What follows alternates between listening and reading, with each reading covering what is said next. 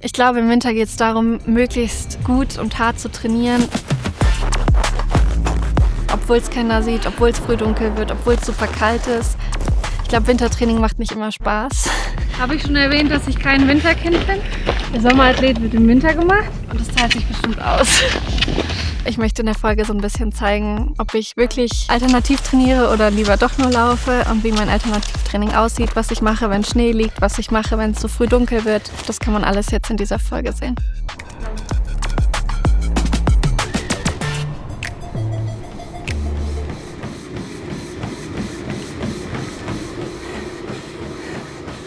Ich würde schon sagen, Winter ist mehr grinden, durchbeißen, ohne dass es jemand von außen sieht, wirklich hart arbeiten.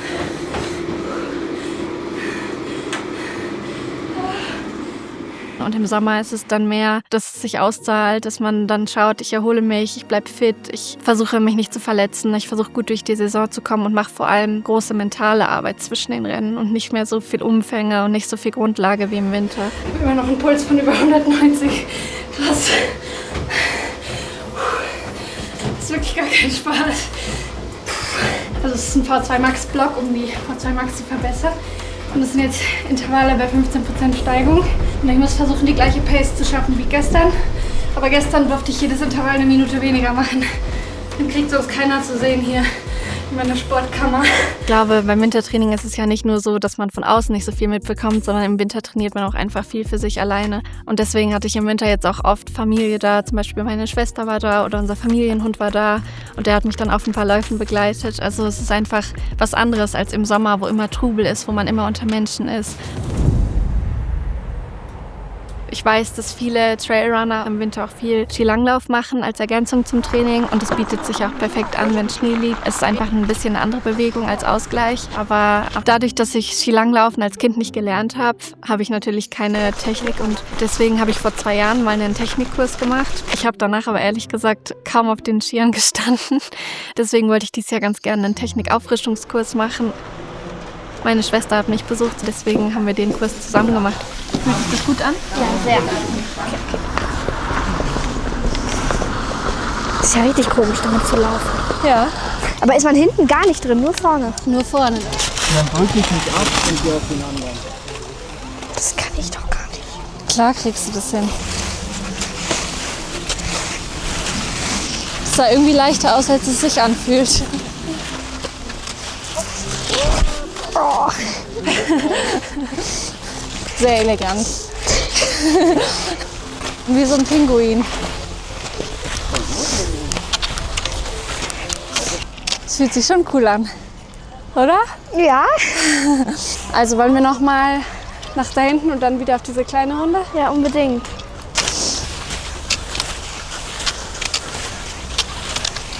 Was für ein Start, wer schneller startet. Wir Sowas machen finde ich keine so schlecht. Rennen. Wir machen keine Rennen. Ich lieg hier gleich Wir machen wieder das am Boden. miteinander, nicht gegeneinander. Genau. Und los.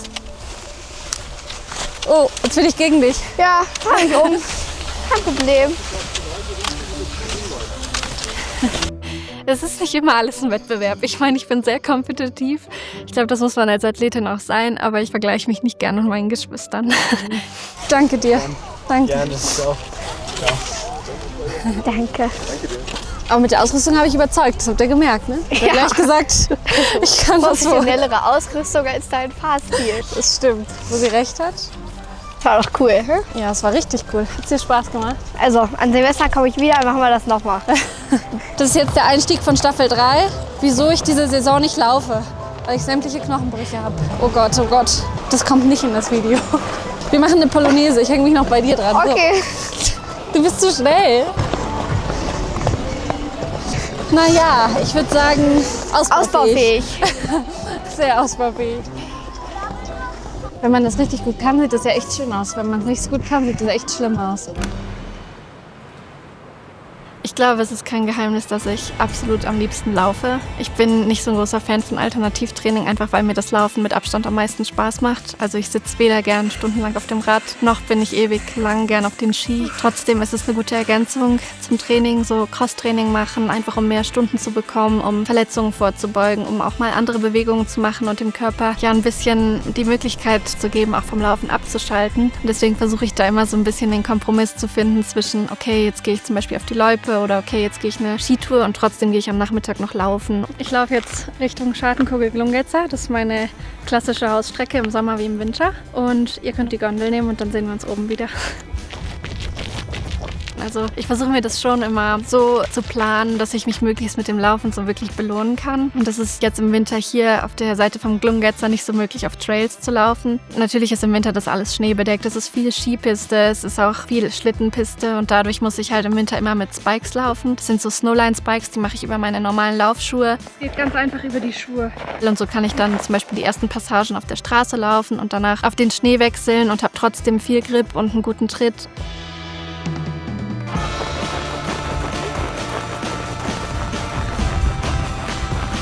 Sonne.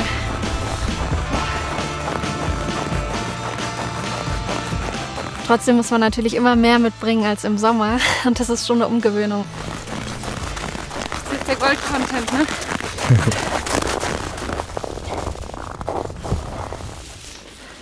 Ich finde, man merkt schon, wenn es so extrem kalt ist, dass es einem halt super viel Energie zieht. Boah, ich weiß nicht, ob man es hört, aber es ist so ein kalter Wind.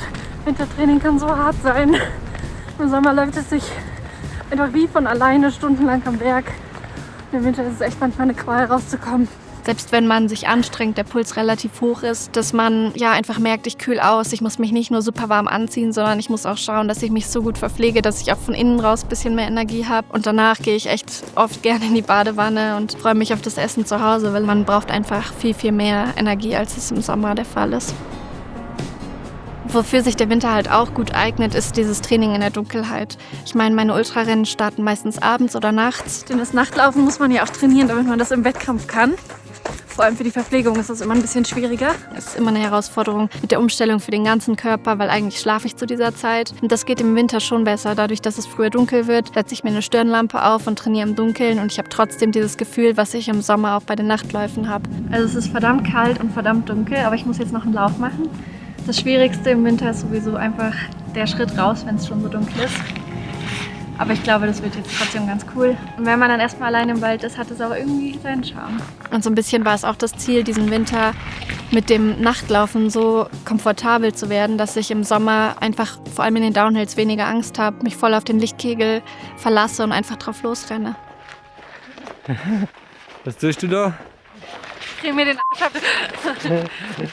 Dadurch, dass das Pitstall mein Partner ist, habe ich ja die Möglichkeit, immer wieder dort zum Training einfach hinzufahren. Und es ist eigentlich ganz gut, wenn man auf dem Trainingsplan stehen hat, 4 oder 6 Stunden an der frischen Luft aktiv sein und man nicht 4 oder 6 Stunden nur laufen kann, weil eben die Trails nicht frei sind. Dann ist es natürlich super, wenn man auf die Loipe gehen kann oder mal mit den Skitouren über die Piste gehen kann. Ich muss jetzt erstmal 4 Stunden auf die Ski und darf mir aber aussuchen, was ich mache. Und ich werde jetzt zuerst 2 Stunden Langlauf machen und dann 2 Stunden Skitouren gehen. Die Loipen, die sind am Gletscher und am Riffelsee, also wirklich in der Höhe über 2100 bzw. über 2700 Meter Höhe. Man wird viel schneller müde, man merkt die Belastung einfach anders. Aber jetzt heißt es erstmal Kilometer sammeln und dabei professionell zumindest aussehen.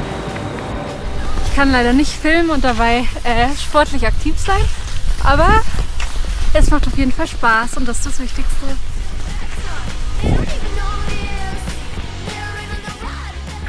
So, ich gehe jetzt noch eine Skitour. Und wenn ich schnell genug bin, darf ich danach noch aufs Laufband. Das Wichtigste ist, dass wir die Uhr starten, weil sonst hat das Training ja gar nicht stattgefunden.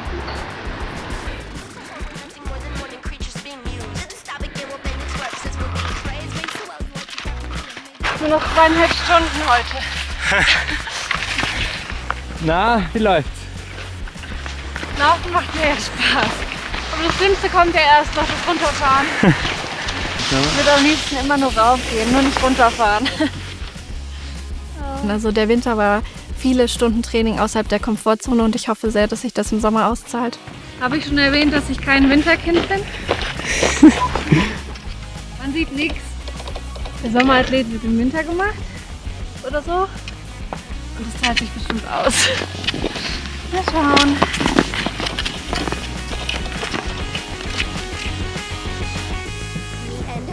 Die richtigen Experten vergessen ihre Brille. Besonders gut, wenn es schneit.